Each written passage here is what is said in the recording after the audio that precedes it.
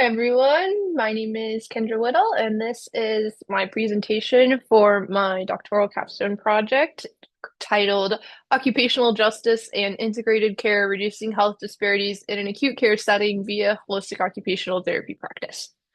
So, for the background of my project, I was really focusing on occupational therapy being a holistic practice, where we really obviously utilize things like biological, psychological, and sociological perspectives to promote an individual health and wellness and promote their successful participation in their meaningful activities. I was primarily at Emmanuel Medical Center, which serves a primarily socioeconomically disadvantaged population, but I also did some work at Bergen Mercy, which is another CHI facility in the area. And we were really, again, using that framework of occupational justice, which describes occupational justice as the idea that every individual should have the right to meet their basic needs, have equal opportunities, and reach their potential through meaningful occupations.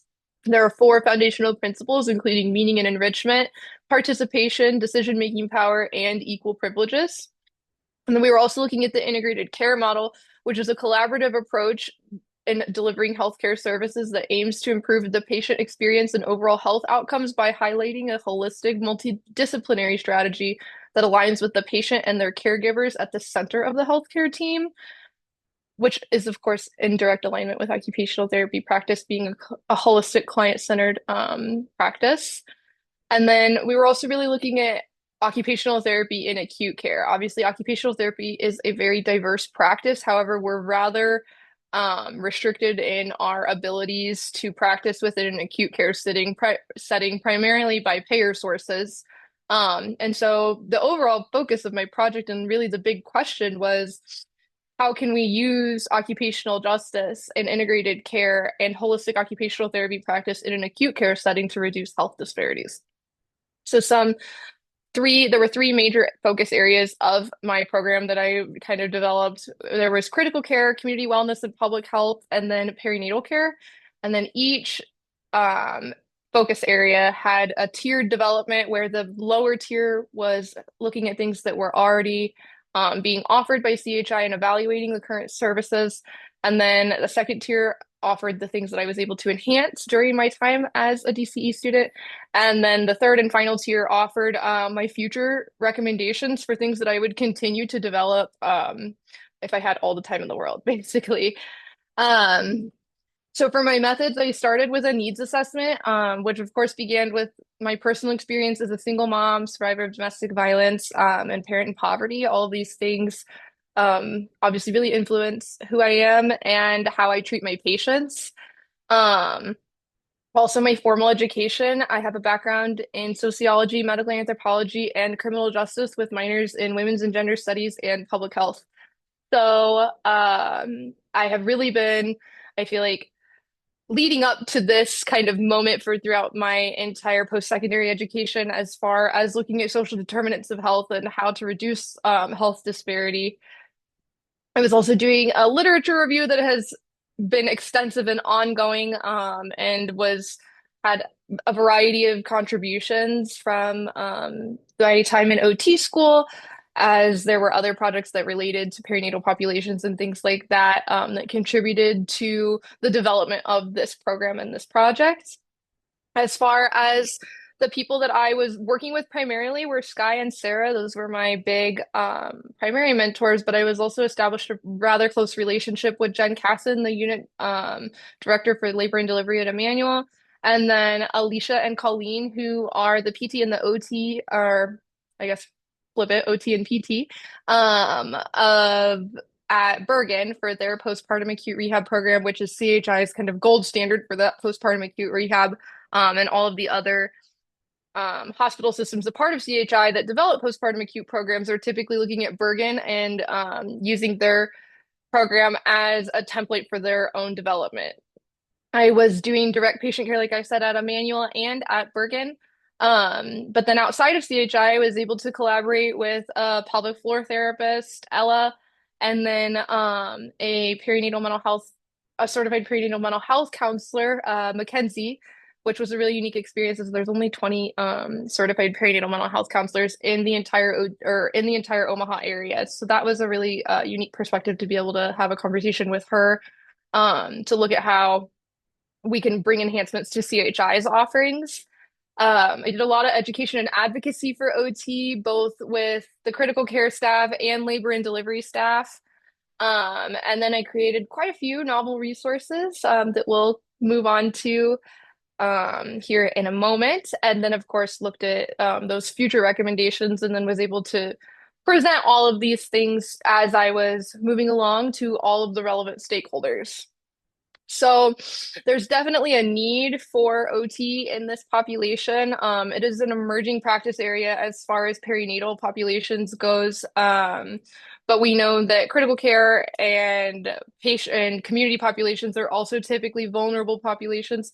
And so we know that OT as a holistic practice can really bring in that unique perspective that is required to address those needs. As far as this current project and what I was doing, um, I was identifying needs that were being sufficiently met and identified areas for current or I areas for enhancement of the current offerings. And then I also identified opportunities to advance the offerings in the future. Um, so one of the ways we were doing this is I created an informational resource for sorry, there we go. I created an informational resource for the labor and delivery staff to really educate them on OT's role, who we are, and what we do with this patient population. The first time I met with Jen, she was vigorously taking notes as she was not even aware of all the things that OT was doing in this population. And was familiar with pelvic health rehab, but was not necessarily familiar with all of the other things that OT has to offer. And so I was able to give that presentation to the labor and delivery staff at Emmanuel. I was able to evaluate their current obstetric early warning system, which they use the mute, which is a little bit outdated and not quite as reliable or have as high of an efficacy as some of the newer monitoring systems that have come out since. So I was able to do some research there and identified the meows. I smile because it's meow. It's funny. But I identified that system and how that could potentially um, improve patient care at Emmanuel. And then I also provided them with an implicit bias resource so they can identify their own implicit biases and how that may impact patient care. I also was able to provide some education for the perinatal mood and anxiety disorder screeners, as the facility currently relies on the Edinburgh, which is commonly considered the gold standard. However, after my conversation with Mackenzie, she stated that she doesn't necessarily like the Edinburgh for this population due to its focus on the more moderate to severe symptoms of perinatal mood and anxiety disorders. It tends to leave out those patients who are experiencing mild to moderate severity, which are, of course, the more commonly experienced severity. So those patients who are experiencing mild severity of symptoms are commonly being left behind by the Edinburgh. And so she actually recommended the PHQ-9 and the GH7, or the G87, sorry. And then another thing I was able to do was provide an educational resource for ADLs with equity and focusing on Black hair care, providing education on just how to take care of Black hair care, or how to take care of Black hair and why it's different, why it's important, and then providing them with education on resources available to them in the hospital, as far as like wide tooth combs, etc. And then also providing opportunities to potentially advocate for advancements there, such as advocating for the inclusion of silk scarves in the Pyxis. I was able to provide an educational resource for the difference between PT and OT to help provide multidisciplinary providers and collaborators with a better understanding about rehab's role in a hospital setting. And then, of course, the discernment between physical and occupational therapy and the diversity of occupational therapy practice. I was able to create an educational curriculum for advanced handling training for primarily aimed at nursing staff, to help them feel empowered to have the skills to transfer their critically ill patients independently, as rehab is typically monitored obviously by productivity. And so as much as we may want to provide that nursing assist, especially for patient safety, it's just not always a feasible option for us as providers. And so empowering them with education to be able to do those things safely and independently was a really great thing to be able to do. I also was able to create a flow sheet to help nursing understand the different parameters that rehab is looking at to determine if their patient is appropriate or is not appropriate for skilled therapy that day. Um, and then there was also ICU Rehab Bingo, which was posted in all of the patient rooms, which was created with the idea that a patient who's on the vent and a patient who's up and walking could all receive or achieve a bingo. And it's really just meant to set the precedent of we're going to move while you're in the ICU. We know that early mobility improves patient outcomes. And so it's just to help encourage that early mobility. I also was able to create a newsletter called the Caribbean Chronicle, which focused primarily on perinatal resources to help empower the acute rehab therapists in their current skill set and their current knowledge to provide care to patients in that setting and really provide them with the education for why their skills are needed in that patient population. And I also was the social media and marketing manager for the Promise Walk for Preeclampsia, which was Nebraska's first annual Promise Walk. Um, we actually just hosted the event. We had over 100 participants, and we did succeed, or we surpassed our fundraising goal. And so that was a really great experience to be part of, and it was really amazing to be part of that community-based resource, to do some community outreach there and build some community partnerships with just different providers and resources in the area that are focused on perinatal health in general.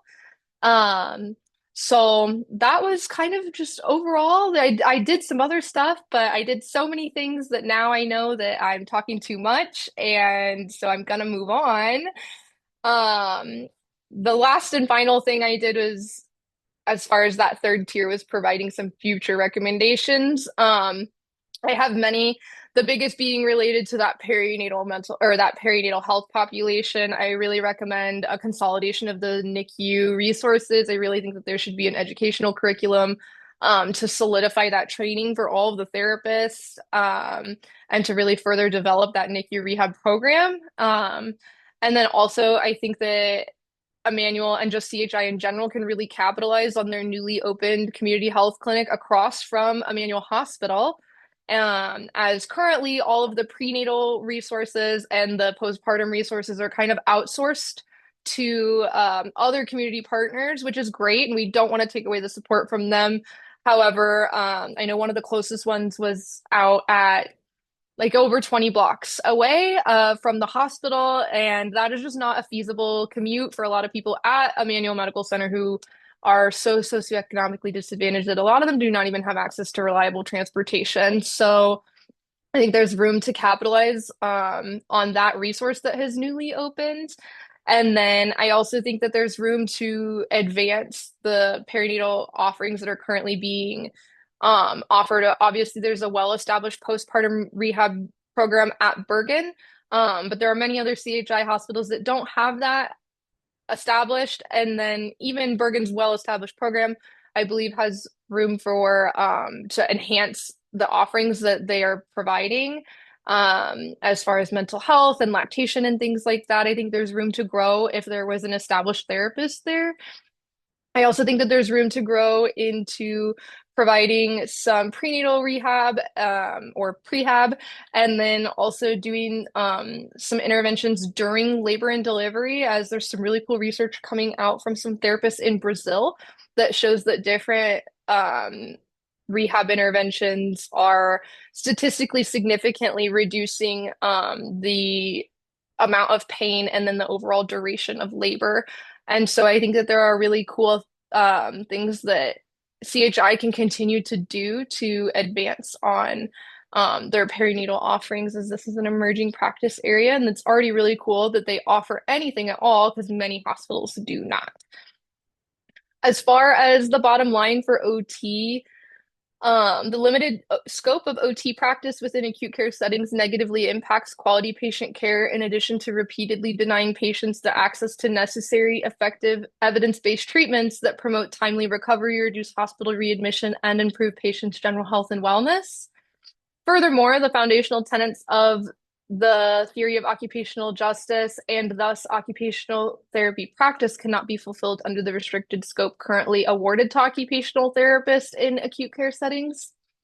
The holistic, client-centered, occupation-based nature of occupational therapy practice makes occupational therapy practitioners uniquely aligned to address the breadth of OT needs in an individual and community level across the continuum of care, as well as spearhead the implementation of the model of integrated care within acute care settings. Occupational therapy practitioners provide an unparalleled perspective to patient care as a holistic, evidence-based, well-rounded healthcare providers who have the necessary skill set required to reduce health disparity and promote public health and community wellness.